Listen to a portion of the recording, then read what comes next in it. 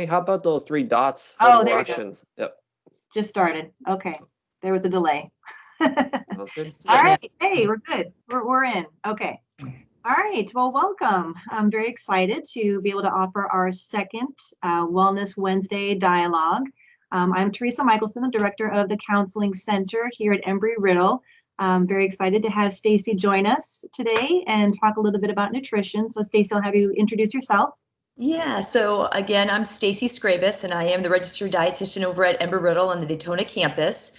I'm also the wellness coordinator, and right now we're doing a lot of Zoom and team meetings, but I'm definitely accessible. Great. So I think one of the things, the intention of us having these dialogues is to really talk about the issues or things that our students might be coming in with. And we are getting ready to kick off a fall semester. We're going to have some new students joining us on campus and students returning, living in the dorms. And I mean, it wasn't that long ago when I was a college student myself, and I lived on campus. And I remember, gosh, what do I eat? How do I kind of manage this? So maybe Stacey, kind of share with us a little bit about what a new student might expect coming to campus, some nutritional options that they have and things to kind of consider as they're maybe moving, living away from home at this point and maybe having to make some of those decisions around what they eat, something different than what they were doing when they were at home. So what might be some suggestions? And I think the best suggestion was to be kind of prepared in the sense of doing your homework and looking at what's accessible and what's available. With Embry-Riddle, our food service company is Sodexo, and they have an amazing app. It's called the Bite app, and you can download it, and they'll actually ask you once you download it what campus it is, and you can put down the Daytona Beach Embry-Riddle campus, and it will actually give you the nutritional breakdown of anything that they are serving. The nice thing about our campus is that there's a variety. Most people don't realize that there's over 12 different types of locations where you can eat. Just in the central hub of the campus, we call it the Student Union, and they have 5 different things where they can select from. So we have the refueling station, we have Qdoba, we have Chick-fil-A, we have Propellers, we have Starbucks, and a lot of times, individuals are coming in from maybe out of state and they're not familiar with some of those, especially the 3 of the chains. Starbucks probably pretty much everyone knows, but maybe Qdoba might be a new one for them, or Chick-fil-A. Yeah. And I think, we just don't want to go with what's comfortable. We want to definitely explore and try different things. And sometimes when we go with what's comfortable, we also are exposing ourselves to something that's going to be a little bit more processed, and it's going to be probably higher in sodium and fat and things that we probably shouldn't have on a regular basis. If we leave the Student Union, we actually have Propella, which is our food truck. And our food truck has little kebabs, and it has chicken and shrimp and beef and pork, and then it even has a vegetarian section. Just around the corner from the food truck, you have the Flight Ops, and within the Flight Ops, they have the Flight Cafe. And that actually can give you a variety of what's pretty much serving at the refueling station, which is right there at the Student Union. And then the other thing is that we have Boundless. Boundless is kind of our all-you-can-eat buffet. But within Boundless, there's like 6 different areas where you can make selections. So it's not just one place where you go. Within Boundless, there's a lot of different areas. So I think, you really want to explore, you really want to try different things, and you want to know that there's options out there. And if there is something that you don't like, or maybe that's being offered, you could always ask for them to modify it. So either make it a vegetarian or make it with chicken instead of beef or something like that. So Sodexo is willing to work with the students, and they also work with, the faculty and staff. Yeah, that's awesome. Yeah, again, I'm new to the university, so I'm still kind of learning all the locations myself. So that was really helpful to kind of know just what the options are, and kind of that insider little tip about being able to do some modification to it if you're wanting something different and just asking for it. So that's good to know. I think, when you think about being a college student, the pace is pretty quick, and we know that the curriculum is pretty rigorous, and sometimes students can be really quick to try to grab something to eat in between some of their classes, and not always feel like they're grabbing the right thing. So I know we had talked a little bit earlier about just how to kind of maybe think about preparing for your meals or having snacks in your room or thinking about some options. What might be some suggestions for students who are like on the run like that? Yes. You know what I always suggest? I always suggest you try to make up their snack with something that maybe you missed at a meal. So for instance, just say at breakfast, you were able to get maybe the scrambled eggs and maybe you had some sauteed vegetables or spinach with that and maybe a slice of, maybe a whole grain toast with it, but then you didn't get a fruit or maybe you didn't get a dairy or maybe you didn't. So maybe that might be your option to maybe have a low-fat Greek yogurt that has a good source of calories, a good source of protein, and it's a healthy alternative. You could select a piece of fruit. We didn't get a piece of fruit at breakfast. So I always say to try to make your snack the missing link, making it up for whatever maybe you didn't get within the meal, either before or after. And so that's one thing, but then we want to make it where it's convenient. Sometimes we are fortunate that we have professors that allow you to eat in class, but we don't want to take advantage of that. We don't want to have peanut butter crackers where the wrapper's loud and noisy and distracting. We want to be kind of subtle with it. So I think that is something else that you want to take in consideration as well, that we can make, some type of healthy snack that maybe not be super loud or distracting to the other classes, people in your class. Yeah. And now with, wearing masks, that may not even be an option. We may not even be able to have snacks in the class. I know. So, That's so true. That's so funny that you say that. It's probably one of the things I'm most self-conscious about when I bring food to a meeting or something. It's like I very quietly try to open the wrapper so I'm not making a lot of noise. Right. Because, sometimes I need to, I'm back to back too. I've got back to back meeting sessions, whatever, and I'm having to kind of sneak in some food where I can. So I get it. It's like, a real thing. So another part of our conversation is to talk a little bit more about how nutrition really impacts our wellness and our mood and how we feel, just our energy level.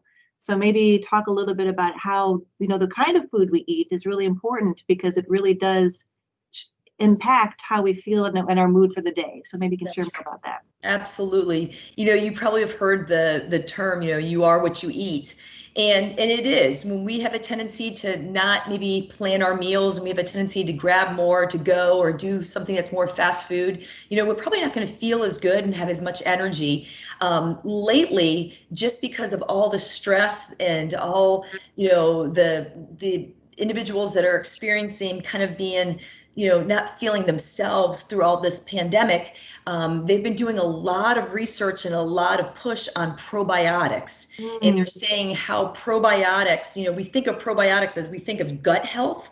We think that I need to take a probiotics, I need to have it for a healthy gut. But what they say is that your gut is the root of your entire body. So if you have a healthy gut, you're going to have a healthy mind, you're going to have less allergies, you're going to have better skin, you're going to have more energy, you're going to have a better opportunity to actually have an increased metabolism. A lot of people don't realize that gut health actually impacts your metabolism. So that obviously impacts your weight gain or maybe weight loss.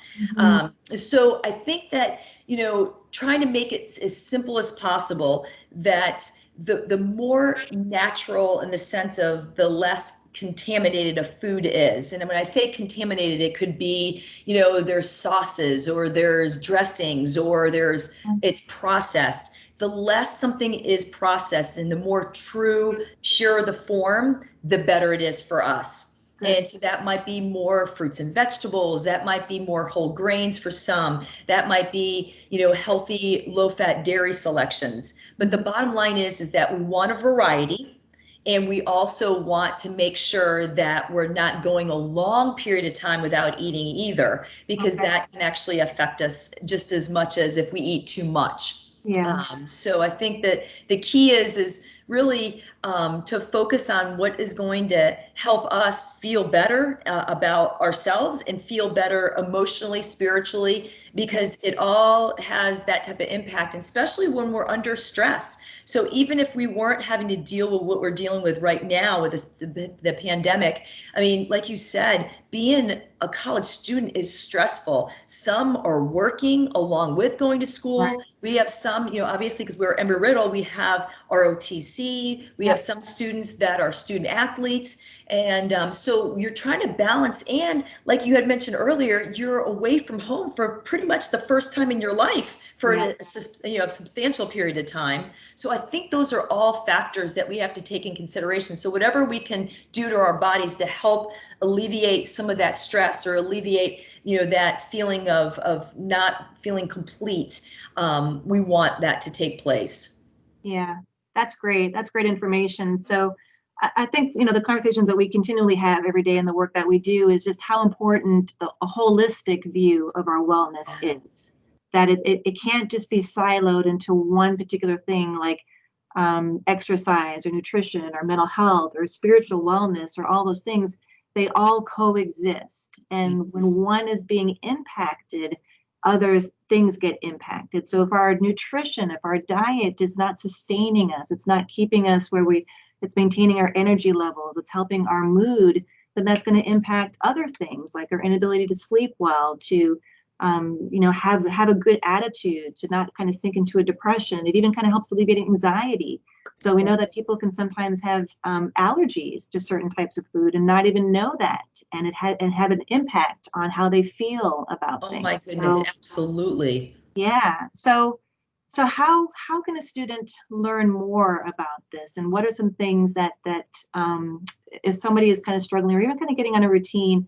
I know sometimes the conversations I have in my area can sometimes be around body image and those kinds of things. And a take on that conversation is usually more about, rather than being a physical image, body image type of thing, it's more about how does your body feel when you're eating, and your relationship that you have with food, and how is the food supporting you in what you're wanting to do. So kind of even shifting the idea of what our relationship with food and nutrition and diet, and really kind of changing the narrative around that being important. And so how to increase have a better relationship with the food that we eat, and be mindful about what we're eating, and to know I just had the conversation earlier about how we have to think about it. We have to spend some time paying attention to that. It can't be just a quick little, bag of chips that's going to maybe get rid of that hunger in the moment, but that's not going to help us maintain concentration. If anything, it's going to, all those carbs. We'll have the peaks and the valleys with that one. So and we can find, I think a lot of times it's not knowing, and it's not that someone is not knowledgeable to know, but maybe they've had really good family support, and maybe their parent has done a lot of the food purchasing and the food preparation, and then all of a sudden, they're on their own, and so it's not necessarily that they're not willing to do it; they just never had to do it. Right. And so I think that learning curve is really important as well. And it's also important to realize that it doesn't take a lot of effort in the sense of, really knowing what you need to do. It just takes a little bit more effort into doing what you need to do.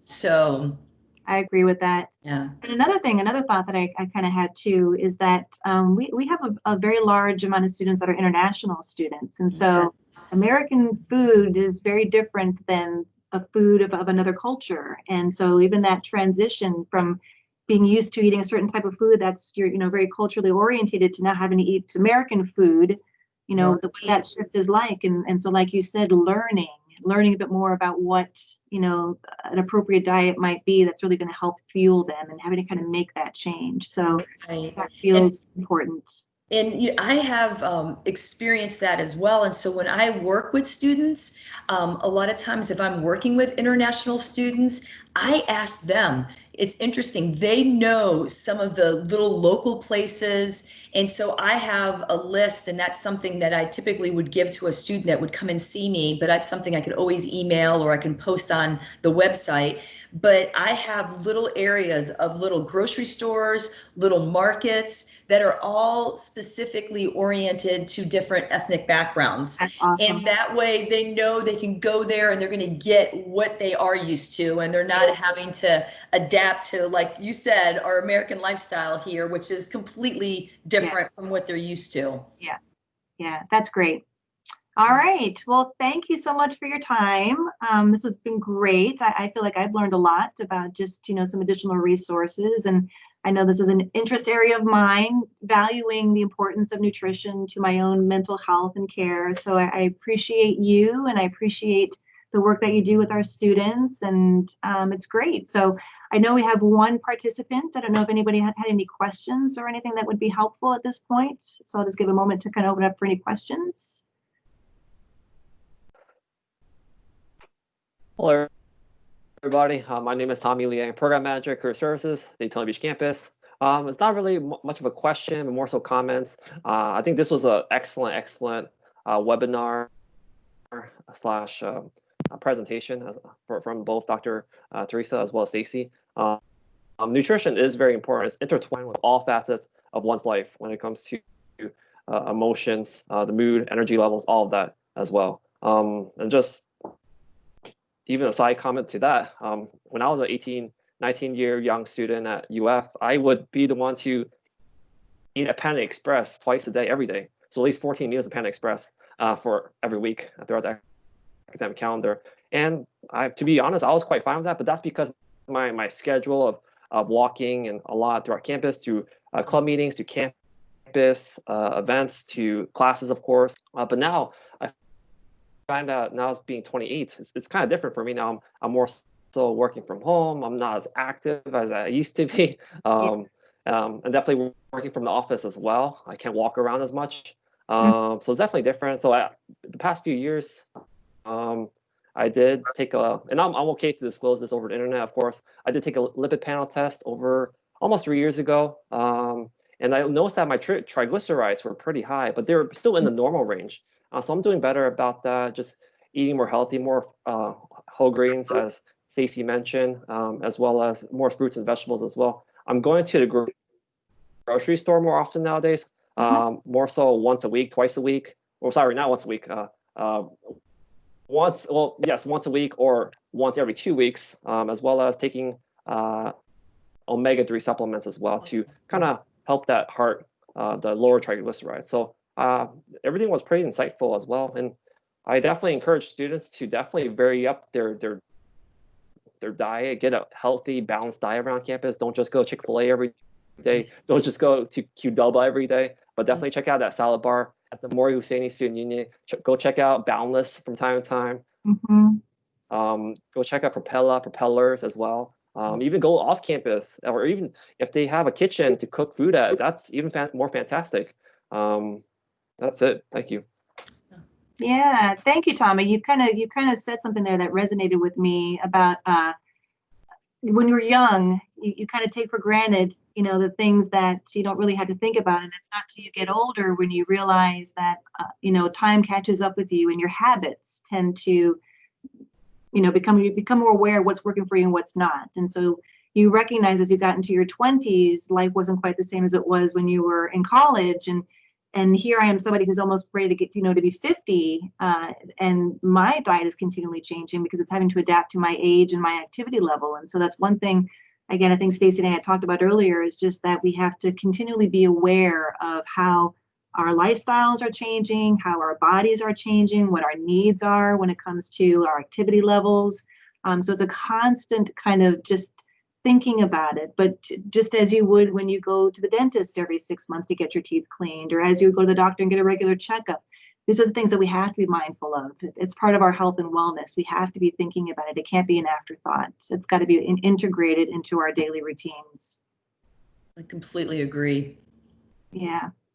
All right. Well, thank you again, Stacey. I will go ahead and end the recording at this time. Tommy, I appreciate you participating as well. And we certainly hope that you benefited from this presentation, and that if you have a need to access any of our services, certainly reach out to the Health Center or to the Counseling Center for any additional support around this topic. All right, thank you. Thank you.